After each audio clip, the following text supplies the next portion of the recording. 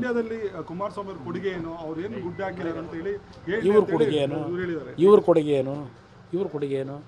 ನನ್ನ ಕೊಡುಗೆನಾದರೂ ಬೇರೆದೆಲ್ಲ ಬಿಟ್ಬಿಡಿ, ಸರ್ಕಾರದಲ್ಲಿ ಮಾಡಿರೋದು. ಸರ್ಕಾರದ ಕಾರ್ಯಕ್ರಮ ಕೊಟ್ಟಿದ್ದು 750 ಕೋಟಿ ರೈತ ಸಾಲ ಮನ್ನಾ ಮಾಡಿದ್ದು, ಹಲವಾರು ನೀರಾವರಿ ಯೋಜನೆಗೆ ನಮ್ಮ ಕೆಲಸ ಏನು ಮಾಡಿದ್ವಿ ಅದೆಲ್ಲ ಒಂದು ಕಡೆ ಇಡಿ. ರೈತರು ಕುಟುಂಬದಲ್ಲಿ ಆತ್ಮಹತ್ಯೆ ಆದಾಗ ಕೈಯಿಂದ ಹೋಗ್ಬಿಟ್ಟು 200 ಕುಟುಂಬಕ್ಕೆ 6 ತಿಂಗಳ ನೆರವು ಕೊಟ್ಟು ಬಂದಿದ್ದೀನಲ್ಲ, ಅದಕ್ಕಿಂತಲೂ ಬೇಕಾ? ಇವರೇನು ಕೊಟ್ಟರು? ಲೂಟಿ ಹೊಡೆದು ಇಟ್ಕೊಂಡವರಲ್ಲ.